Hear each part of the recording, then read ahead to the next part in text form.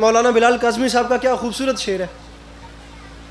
فرماتے ہیں کربلا کرب و بلا حسن تیرا کیا کہنا، ایسی جنت تو فلک پر بھی بنائی نہ گئی. بلکہ سامعین گرامی یہ پھر دوبارہ ممبر کے دامن میں ہاتھ ہے. آپ یقین کریں آپ لوگوں نے دنیا کے بڑے سے بڑے رئیس دیکھے ہوں گے، بڑے سے بڑے نواب دیکھے ہوں گے، بڑے سے بڑے سردار دیکھے ہوں گے. خدا شاہد ہے میں نے دنیا میں حسین سے بڑا سردار دیکھا ہی نہیں.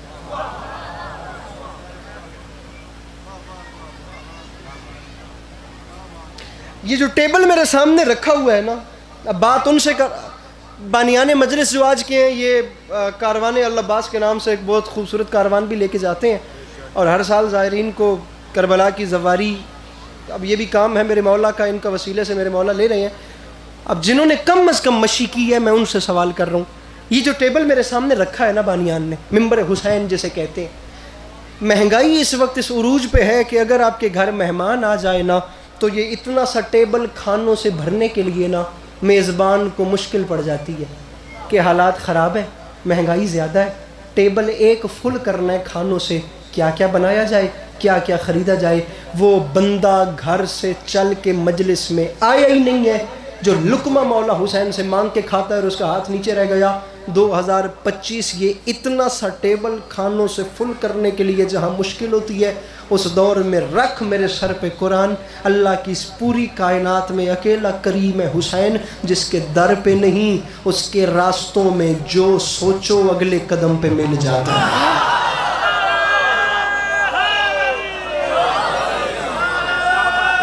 گزارش میری سمجھ میں آ رہی ہے کہ میرے مولا سلامت رکھے. میں ہاتھ نہیں مارنے ممبر تے، میں تواڈے نال بھڑنا نہیں، یہ گل یاد رکھیا ہے. میں انج ڈھلا ڈھلا پڑھ کے ٹور بہنا نے، مطلب تسی سمجھو کہ اس ہتھی پوسی تو داد لے سی. میں بالکل سافٹ کور میں بات کر کے وہ چلا جاؤں گا، بالکل بالکل نرمی سے بات کر کے چلا جاؤں گا. اکیلا کریم ہے میرا مولا حسین. بلکہ پرے ہو پنچایت والا ماحول ہے، ڈیرے دار بندے بیٹھے ہو. میں ہوں تسی آپ دسو میں کتنی باری ممبر کٹ کے ہو بھی کے ویسی جے کوئی 6-7 واری ممبر تے چھک چھک کے ہاتھ مار بھی لواں، گل تو مڑ بھی ہوا ہی نہیں جڑی میں کرنی ہے. میں جملہ کہنا چاہ رہا ہوں اور خدا کی قسم آپ بزرگان سفید ریش بڑے نہ بیٹھے ہوتے. اب اس کی قسم باوضو کھڑا ہوں، جناب عباس کی ذات ضامن ہے، میں نے جملہ نہیں کہنا تھا. مجھے آپ بڑوں سے دعا چاہیے، میں داد نہیں، مجھے دعا چاہیے. اس ماحول میں بھی جملہ ضائع ہو گیا تو پھر میرے پاس اور ماحول نہیں ہے. رکھیے میرے سر، ڈیرے داری والا ماحول ہے نا، پریوں پنچایت والے بیٹھ، رکھیے میرے سر پہ قرآن. اللہ کی اس پوری کائنات میں اکیلا سلطان ہے حسین، جو اپنے دروازے پر آئے ہوئوں کو خیرات دینے سے پہلے ان سے ان کا مذہب نہیں پوچھتا. بیٹھا ہے کوئی مشکل بات کا خریدار جس کے ہاتھوں کی ملکیت میرے مولا حسین کے پاس. بات سمجھ نہیں آئی میرے بھائی؟ آئیے نا، تھوڑی جی زحمت کرو نا، مہربانی کرو. اتنا تو میرے نال بولو بھی میں تھوڑے وچوں لگ کے گڈی تائیں اپنی عزت نال لگا ونجا. حسین کے در پہ کوئی آئے، حسین ایک ایسے کریم، ہائے ہائے ہائے کیا مزہ ہے خدا کی قسم اس جملے کا. حسین ایسے کریم کو کہتے ہیں جو سوالی کو خیرات دینے سے پہلے یہ نہیں پوچھتا کہ تیری برادری کیا ہے.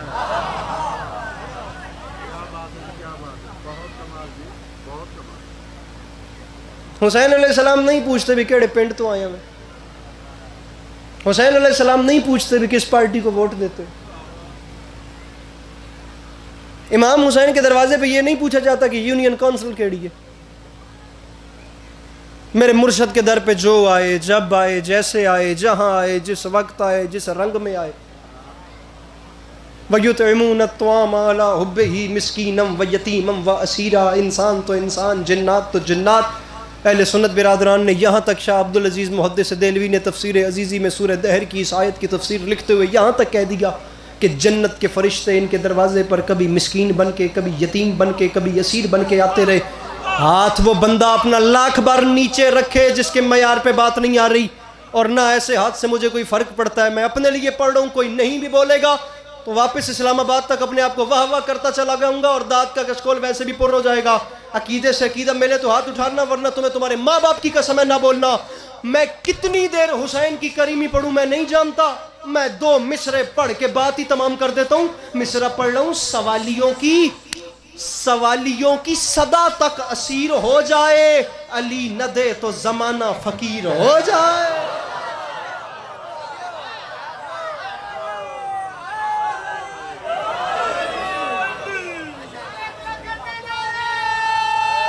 زمانہ علی نہ دے تو زمانہ۔ اتنے حسین نعرے کے جواب میں 2 مصرے اور سنیے۔ عزت، اے سارا محلہ یہ تو بول ہی رہے ہیں، تھوڑا سا آپ لوگ بھی تعاون کی، تسی بولیں دے پہ کوئی شک نہیں۔ عزت، ارے عزت بھکاریوں کی بڑھا دی حسین نے، عادت ہی مانگنے کی چھوڑا دی حسین نے۔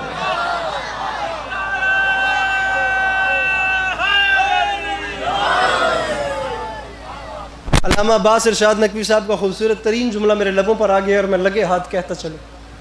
فرماتے ہیں امامت ایک ایسی چیز ہے، امام وہ ہوتا ہے جو ہو کچھ اور چیز کو کر دے کچھ۔ میں بڑی قیمتی بات کر رہا ہوں، جو کچھ کو کچھ کر دے وہ امام ہوتا ہے۔ قرآن نے جناب ابراہیم علیہ السلام کو امام کہا، اور جہاں امام کہا وہاں آگ کو گلزار کرنے والا واقعہ بھی آ گیا۔ صلوات سے سہارا دیجیے ذکر اہل بیت کو۔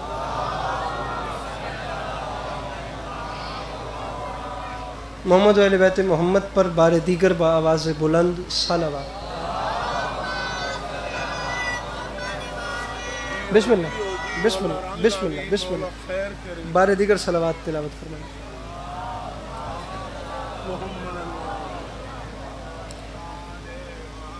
عزت مآب،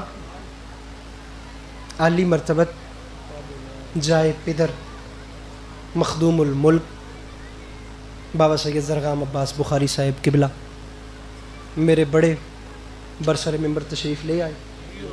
میں کچھ منٹ میں ممبر ان کے سپرد کر رہا ہوں۔ مولا انہیں ہمیشہ سلامت رکھیں۔ میں آپ یقین جانیں، میں ان کو جب دیکھتا ہوں مجھے منور رانا کے 4 مصرے یاد آ جاتے ہیں۔ کسی کے زخم پر چاہت سے پٹی کون باندھے گا، اگر بہنیں نہیں ہوں گی تو راکھی کون باندھے گا۔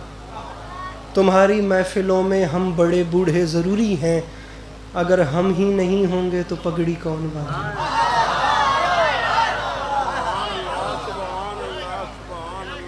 میرے مولا ان کا سایہ سلامت رکھے۔ جزاک اللہ جزاک اللہ جزاک اللہ۔ میرے مولا سایہ سلامت رکھے۔ بس دعا مل گئی، میں آپ کو سلام کر رہا ہوں۔ امام ہو کچھ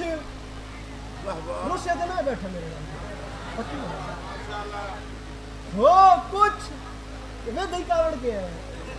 ہو کچھ کر دے کچھ، وہ ہوتا ہے امام۔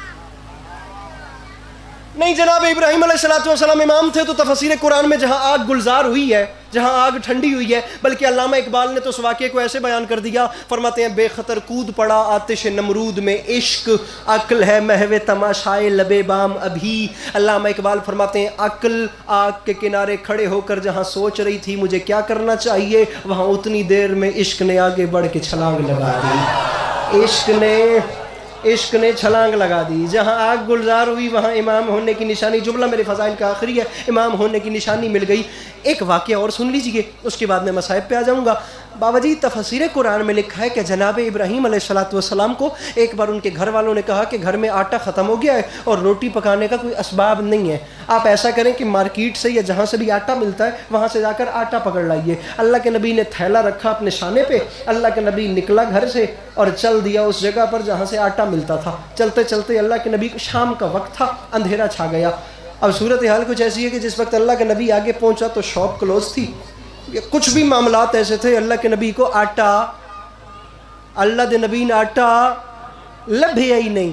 جس وقت حضرت ابراہیم علیہ نبینا علیہ الصلوۃ والسلام کو آٹا نہیں ملا تو اللہ کے نبی نے اپنے دل میں سوچا گھر والے آٹے کی انتظار میں بیٹھے ہیں، وہ امید لگائے بیٹھے ہیں، مجھے آٹا ملا نہیں ہے، خالی تھیلا گھر لے کر جاؤں گا، گھر والوں کا دل ٹوٹ جائے گا۔ ہو گئی ہے رات جیسے تیسے گزرے، اگلی صبح آئے گی تو دیکھا جائے گا، لیکن رات ٹوٹے ہوئے دلوں سے نہ گزرے۔ اللہ کے نبی نے صورتحال کا جائزہ لیا اور سولوشن یہ سوچا، جس تھیلے میں آٹا لے کر جانا تھا اللہ کے نبی نے باوجود اسی تھیلے میں صحرا کی ریت بھر لی، جس میں آٹا لے کر جانا تھا اس میں ریت بھر لی، ریت بھر کے، بات میری سمجھ آ رہی ہے نا؟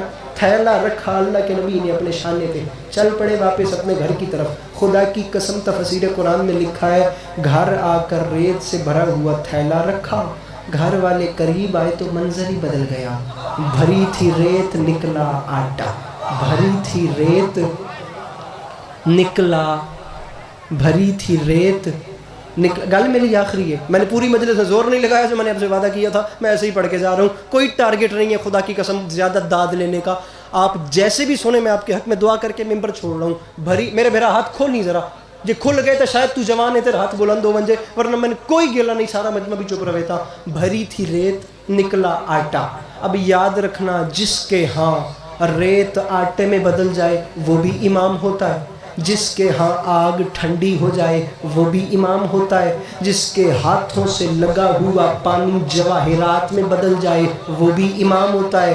رکھ میرے سر پہ قرآن، امامت ابراہیم کے پاس آئی، آگ ٹھنڈی ہو گئی، امامت ابراہیم کے پاس آئی، ریت آٹے میں بدل گئی، امامت میرے چھٹے مولا کے پاس آئی، ہاتھوں کا دھون ہیرو جواہر میں تبدیل ہو گیا۔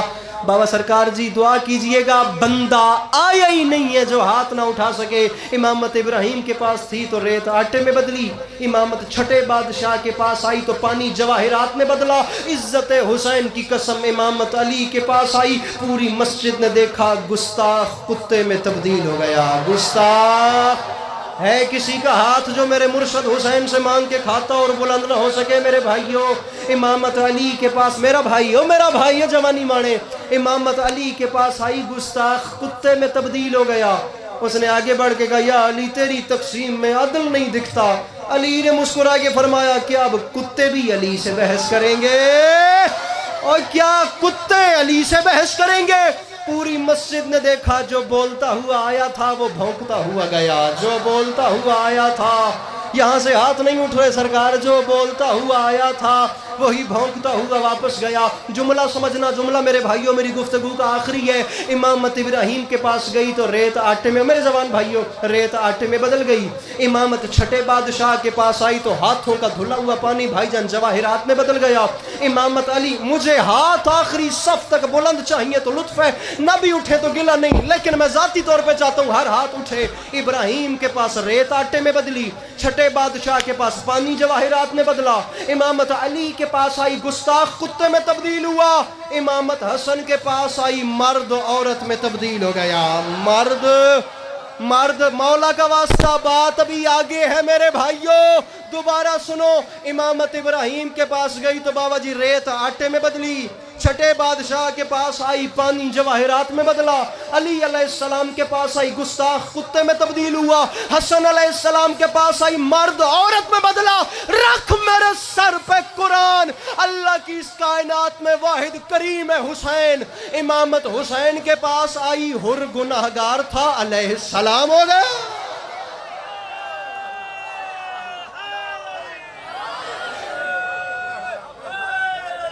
راضی رہیے۔ امامت حسین کے پاس آئی تو ہر گناہگار تھا،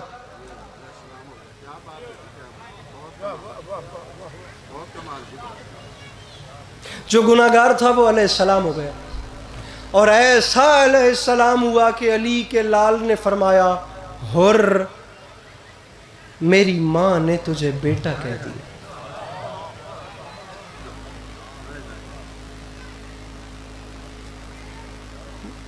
مولا آپ لوگ سارے دن کے تھکے ہوئے ہیں، میں نے اسی وجہ سے زیادہ نہیں پڑھا، آپ ایک آنسو میرے دامن میں ڈالیے، میری بخشش کا سامان ہو جائے، میں ممبر اپنے بڑوں کو دے رہا ہوں، راضی رہیے گا۔ مولا آپ نے مجھے معاف کر دیا، فرمایا میں کہہ رہا ہوں میں نے معاف کر دیا۔ مولا میں نے جرم اتنا بڑا کیا ہے، مجھے تسلی نہیں ہو رہی، مولا واقعی معاف کر دیا؟ فرماتے ہیں ٹھہر تیری تسلی کراتا ہوں. ایسے اشارہ کیا نا تو ایک خیمے سے 2 بچے باہر آئے جن کے لب خشک تھے اور بال ہوا میں لہرا رہے. ایک شہزادے کو اون کہتے تھے، دوسرے کو محمد. دونوں نے آگے آ کے کہا مولا حسین، اماں زینب کہہ رہی ہے میرے بھائی حر کو سلام کہہ.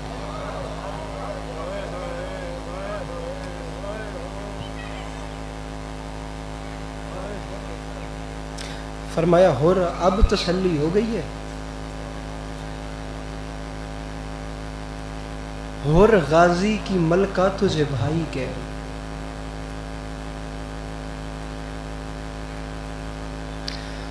حر کہتا ہے کربلا، ممبر چھوڑ رہا ہوں جی. حر کہتا ہے کربلا کے میدان میں میرے بھائیو یاد رکھنا زندگی ہے انسان کا ایک ارتقائی سفر. پوری مجلس بھول جانا، یہ بات نہ بھولنا، ایک ارتقائی سفر ہے. ڈیولپمنٹ چلتی رہتی ہے، کبھی بھی چیزوں کے آگے فل سٹاپ نہیں لگتا.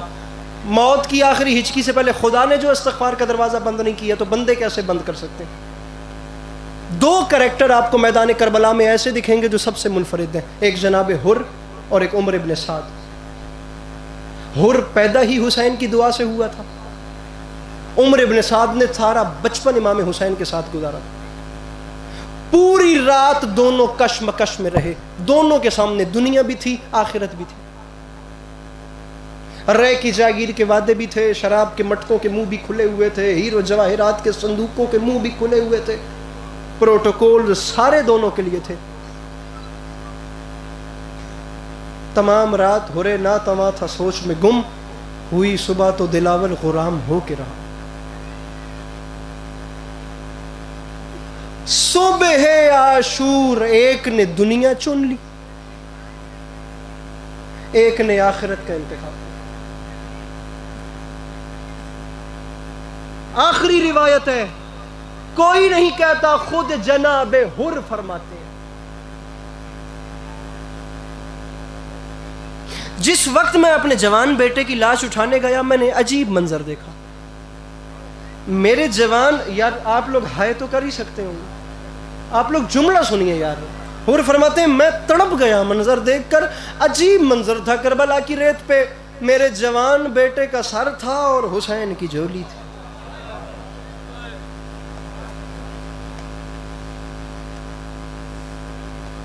اتنے شفیق امام، اتنے کریم امام کہ میرے جوان بیٹے کے سر کو اپنی جھولی میں ڈال کے حسین اسے تسلی دے کے فرما رہے تھے بیٹا تجھے پیاس تو نہیں لگی، بیٹا بھوک تو نہیں لگی. حر کہتا ہے یہ وہ وقت تھا جب میں قریب چلا گیا. میں نے رکھے قدموں پہ ہاتھ، میں نے ہاتھ باندھ کے کہا مولا دیجئے، مولا میں اپنے بیٹے کی لاش اٹھا کے خیموں کی طرف جاؤں. بالخصوص آپ بزرگوں سے بات کر رہا ہوں اور بالخصوص اس شخص سے میری بات ہے جس کے سینے میں خدا نے ایک باپ کا دل رکھا ہے. یا علی مدد. اس جملے پہ میں بار دیگر کہہ رہا ہوں، مجھے ایک آنسو دے دیجئے جو میری بخشش کا سامان ہو. میں ممبر اپنے بڑوں کے حوالے کر رہا ہوں. حر نے کہا مولا دیجئے میں اپنے بیٹے کی لاش اٹھاؤں. حر کہتا ہے مجھے موت آ جاتی، میں جواب نہ سنتا. علی کے لال نے ہاتھ کا اشارہ کر کے فرمایا حر دور چلا جا. حر نہیں، حر تیرے بیٹے کی لاش میں حسین کہہ رہا ہوں، تیرے جوان بیٹے کی لاش میں اٹھاؤں گا. حر کہتا ہے میں مر جاتا سوال نہ کرتا، مجھے موت آ جاتی میں جواب نہ سنتا. میں نے قدموں پہ سر رکھے، میں نے ہاتھ باندھ کے کہا مولا مولا آپ اس کی لاش کیوں اٹھائیں گے؟ مولا اچھا نہیں لگتا. مولا آپ امام کے بیٹے ہیں، مولا یہ غلام کا بیٹا ہے. حر کہتا ہے جب میں نے بات کی امام اور غلام پر تو زہرا کے لال نے میرے جوان بیٹے کو زمین پہ سلایا اور مجھے گلے سے لگا کے میرے کان پہ منہ رکھ کے فرماتے حر مسئلہ امام یا غلام کا نہیں ہے، حر مسئلہ میرے نانا کی شریعت کا ہے. میرے نانا کی شریعت کہتی ہے بوڑھا باپ جوان بیٹے کا لاشا نہ اٹھائے.